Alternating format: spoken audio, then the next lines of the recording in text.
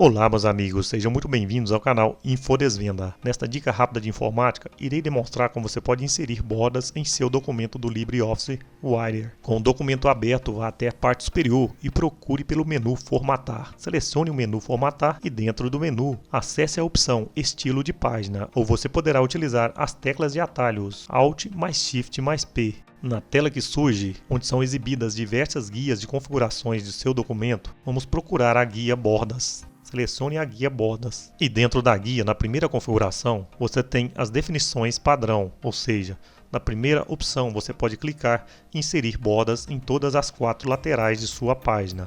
Na segunda opção, serão inseridas bordas nas laterais esquerda e direita, suprimindo as bordas superior e inferior. E na outra opção, você pode selecionar bordas na parte superior e inferior, suprimindo as bordas laterais. E na última opção, será exibida borda em apenas uma parte de seu documento. Você também poderá posicionar o cursor do mouse dentro da guia de pré-visualização e clicar nas laterais para inserir bordas, ou após inserir, poderá clicar para eliminar uma borda específica. Vamos manter a opção selecionada para inserir bordas em todas as 4 laterais de nosso documento. Na sequência, você poderá definir o estilo de sua borda, clicando na seta lateral na opção Estilo e escolhendo um estilo dentre os diversos.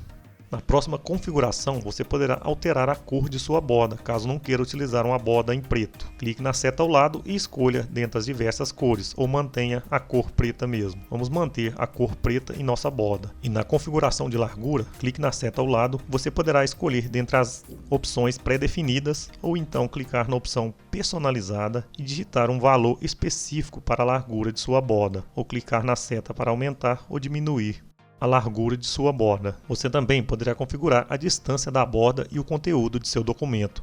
Contudo, vamos manter a opção sincronizar marcada para sincronizar automaticamente. E na última opção, você tem a disponibilidade de inserir sombra em sua borda. Poderá selecionar dentre os modelos de sombras exibidos e alterar a cor. Em nosso caso, não vamos inserir sombra em nossa borda. Vamos manter a opção sem sombra marcado e por último clicar em OK.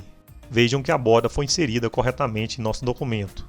E para remover a borda de um documento é simples, basta fazer os passos inversos. Vá até o menu Formatar, selecione Estilo de Página, clique na aba Bordas e selecione a primeira opção, Sem Bordas. Após selecionar Sem Bordas, clique em OK. Será removida a borda de seu documento. E esta foi mais uma dica rápida do canal Infodesvenda. Espero que tenha te ajudado de alguma forma. Se ajudou, se inscreva em nosso canal. Deixe um like no vídeo e um comentário, pois sua inscrição, seu like, seus comentários são muito importantes para o nosso trabalho.